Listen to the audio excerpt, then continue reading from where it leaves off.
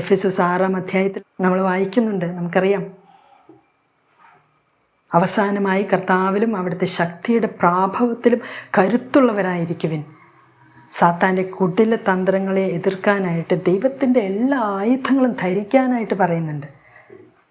സത്യം കൊണ്ട് അരമുറുക്കണം, നീതിയുടെ കവചം ധരിക്കണം, വിശ്വാസത്തിൻ്റെ പരിചയം എടുക്കണം, സുവിശേഷത്തിനുള്ള ഒരുക്കമാകുന്ന പാദരക്ഷകൾ ധരിക്കണം, ആത്മാവിൻ്റെ വാളെടുക്കണം, രക്ഷയുടെ പടത്തൊപ്പി അണിയണം.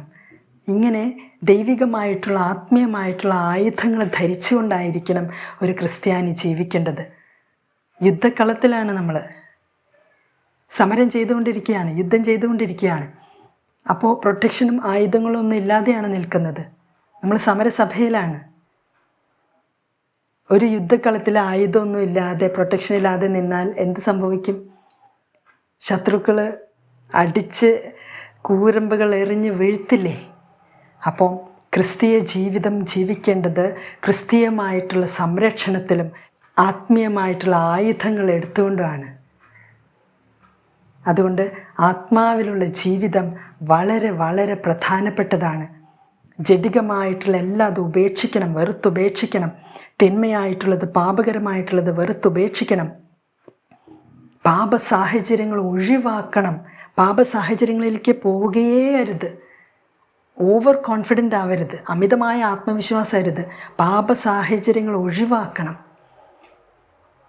പാപകരമായിട്ടുള്ള കൂട്ടുകെട്ടുകൾ വേണ്ട എന്ന് വയ്ക്കണം, കട്ട് ഓഫ് ചെയ്യണം.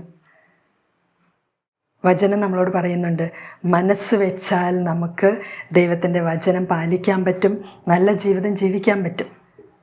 നമ്മൾ മനസ്സ് വയ്ക്കണം.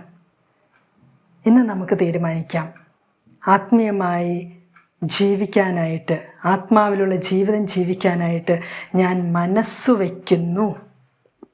ആത്മീയ കാര്യങ്ങളിൽ ഞാൻ മനസ്സ് വയ്ക്കുന്നു. മനസ്സ് വെച്ചാൽ പറ്റും, മനസ്സ് വെച്ചില്ലെങ്കിൽ പറ്റില്ല. ചിലർ പറയും എനിക്ക് പറ്റുന്നില്ല. മനസ്സ് വയ്ക്കണം. നീ മനസ്സ് വെച്ചാൽ, നീ ദൈവിക കാര്യങ്ങൾ ചൂസ് ചെയ്താൽ, തിരഞ്ഞെടുത്താൽ നിന്നെ സഹായിക്കാൻ ആളുകളുണ്ടാവും. ദൈവം നേരിട്ടും ആളുകളെ അയച്ചും സഹായിച്ചിരിക്കും.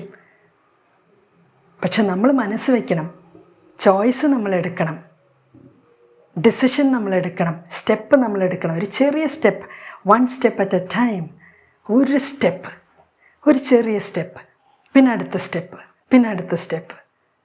അതുകൊണ്ട് ഈ പെന്തക്കോസ്താ തിരുനാളിനായിട്ട് ഒരുങ്ങുമ്പോൾ നമുക്ക് ആത്മാവിലുള്ള ജീവിതത്തെ സ്നേഹിക്കാം, അത് വേണമെന്ന് ആഗ്രഹിക്കാം. അതിനുള്ള ചോയ്സസ്, ഡിസിഷൻസ് ആൻഡ് സ്റ്റെപ്സ് എടുക്കാം. നല്ലൊരു തീരുമാനം എടുക്കുന്നവർക്ക് അത് പ്രാബല്യത്തിൽ വരുത്താനും അതിൽ നിലനിൽക്കാനുള്ള വലിയ കൃപ കർത്താവ് സമൃദ്ധമായി നിങ്ങളുടെ മേൽ ചൊരിയട്ടെ. ഈശോ തന്നെ നിങ്ങളുടെ നെറ്റിയിൽ കുരിശ് വരച്ച് അനുഗ്രഹിക്കട്ടെ. ദൈവത്തിൻ്റെ സമൃദ്ധമായ കൃപയും സമാധാനവും നിങ്ങളോടുകൂടെ ഉണ്ടായിരിക്കട്ടെ.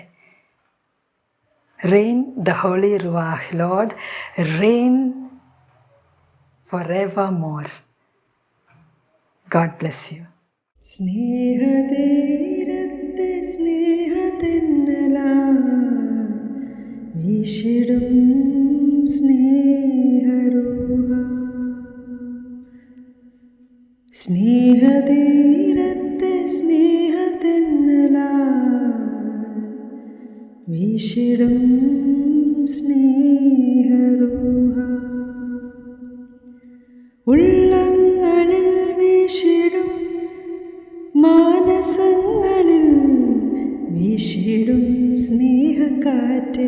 ഉള്ളങ്ങളിൽ വീശിടും, മാനസങ്ങളിൽ വീശിടും സ്നേഹക്കാറ്റ്. സ്നേഹകുഞ്ഞേ നീ സ്നേഹ പൈതലായി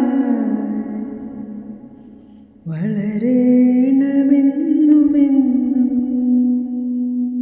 സ്നേഹതീരത്തെ സ്നേഹതെന്നല വീശിടും സ്നേഹരൂഹ. സ്നേഹതീരത്തെ സ്നേഹതെന്നല വീശിടും സ്നേഹ